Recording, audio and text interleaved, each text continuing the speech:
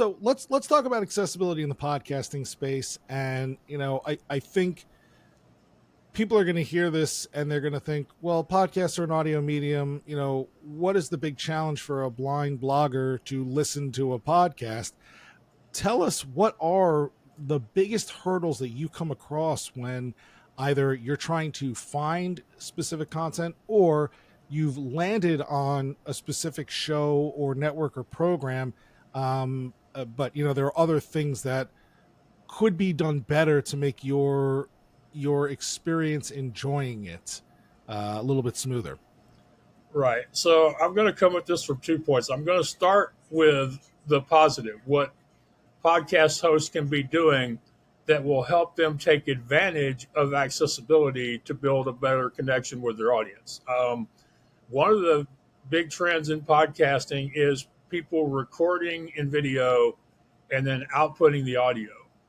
The problem is depending on who you ask, anywhere from 70 to 85% of your audience is only going to listen to your podcast. So they don't have the advantage of your video. So the one thing that would really help your audience is if you would do what is called an audio description. That's where you tell them a little bit about what you look like, your background, what you're wearing, what your set looks like. If you have a dog or a cat that thinks it's part of the show and will make an occasional appearance, describing them.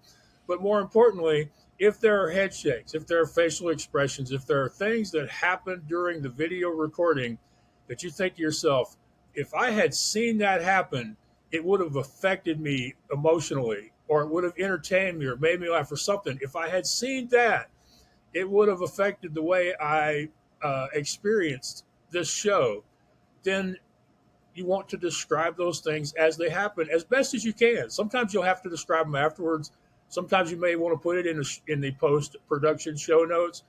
But these are the kind of things that your audience, who, by the way, they're just as blind as I am, most of them, they can't appreciate what was going on screen while you were recording this audio that you're outputting to your player. So I highly encourage people to do an audio description.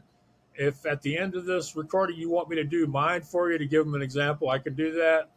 That's one thing I would say, because it allows you to build a stronger connection with your audience, which leads to more loyal listeners, which leads to downloads, reviews, and hopefully email subscribers or people who will buy whatever it is you're selling the next time you have something to sell.